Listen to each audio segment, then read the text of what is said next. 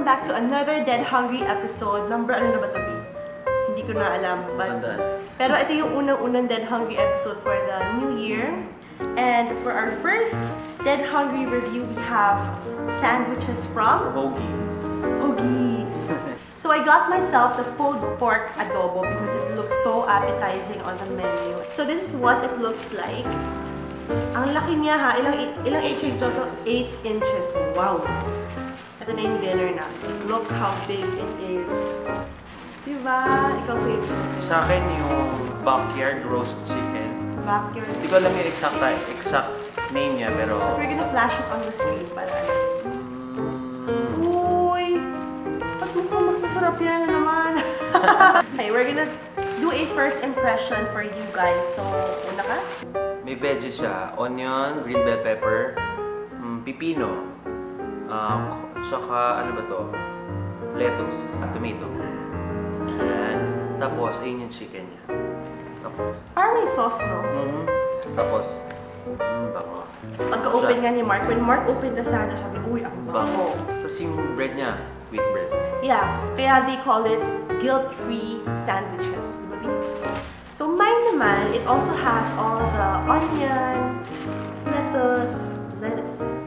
Tapos may pulled pork. Parang asado. Pulled pork, asado ba yun? Tingnan natin. Clean naman ang hands ko eh. Yan, ito yun ba? Ay, sure. Ayan, basta yan. Ala, hindi ata kasi sa bunga nga ako to. Sarap. Sarap ng chicken. Saka yung flavor. Sauce. Ano daw? Yung sauce. Sarap. Sarap siya. Flavorful. Flavorful. Let me try my pulled pork adobo. Ay, taste mo yung adobo. Crunchy yung lettuce. Narinig mo yung crunch? Sarap yun. Sarap. Sarap din yung chicken. Wow. Sobrang fresh. It's so fresh. Tama.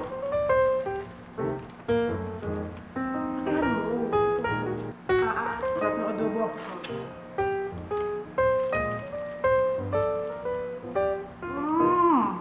So I'm gonna try Mark's Chicken. Chicken. Kahit yung small naman. Masarap yan. Ako lang yan. Masarap. Sarap na. Yung sauce niya, ang sarap. Wow. And you really know na yung vegetables na ginamit na sobrang fresh. Hindi namin siya pinainit kasi daw, sabi once na ipainit siya, kailangan kainin agad siya. Pag pinainit niyo siya, then take out, tas malamig na, so parang titigas daw yung bread.